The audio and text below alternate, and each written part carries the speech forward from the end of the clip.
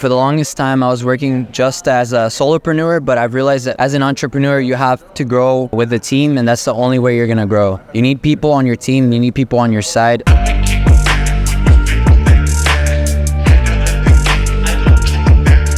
What's up, guys and girls? So Ecom Business Stream Podcast, delivering more and more episodes with the great value there. And today I just catch Kevin Quezada, who is the brand owner, who is just on the middle of his stage of multiple six figures. And I will speak today about how he got there and what's the real bottleneck to go to the seven figures according to the business owner who are actually doing that. Kevin, what's up? How's it going for you? Man, how's it going? All good. Yeah. What exactly you're doing? How long?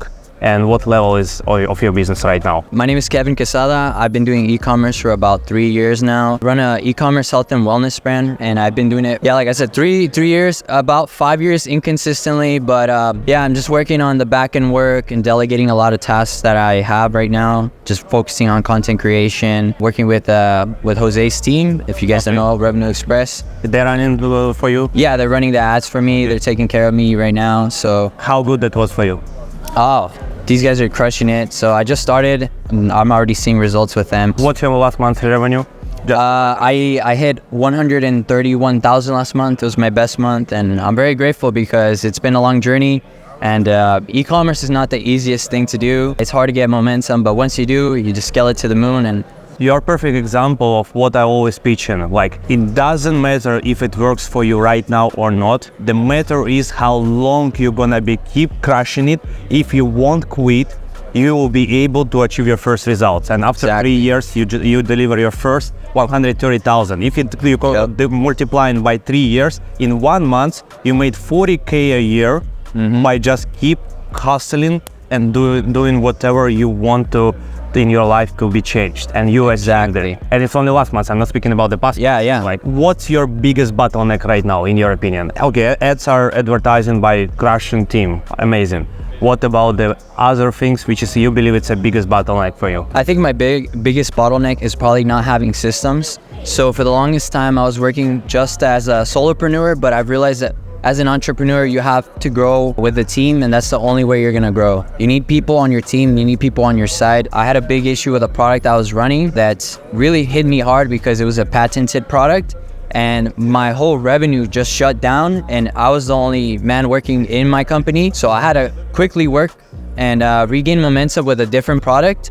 And thankfully I found another product and I got a flow. But if I would have had a team finding products for me and running ads for me, I wouldn't have been hit so hard. So it's very important to build a team, create systems, set expectations, SOPs, really delegating everything. And right now I'm just focusing on becoming a better leader and growing this team. So finding talent, hiring the best people, paying them handsomely, and relationships. That's the main thing, was it holding people from 5 to 6 figures, from 6 to 7 figures. They just, first of all, scared to hire people. They're thinking they know better and they can better than anyone else, and it's fine, but it's not fine if you want to grow. The second thing is that you are, as a business owner, must have a team. You must focus on your vision, and operations has to be done by someone else who actually can be done better than you. And the third thing, you should not be greedy. Another thing why people are not hiring people, because they hire team members just because they are greedy to cut the piece of their profit. The simple formula. Then more people hiring, then better they produce, then what will be happening? You're gonna make it more. Yeah. Make sure you guys always invest in yourself. Invest in the right team, invest in the right talent, and share the wealth, because everybody eats. We all make money together. If you take people to the end, is how you win. So How hard for you to what you're exactly doing to become better leader? What exactly steps you are implementing at the moment? At the moment, I'm reading books, and I might even invest into leadership courses. Just investing in yourself and really taking the time to evaluate what are my strengths, my weaknesses.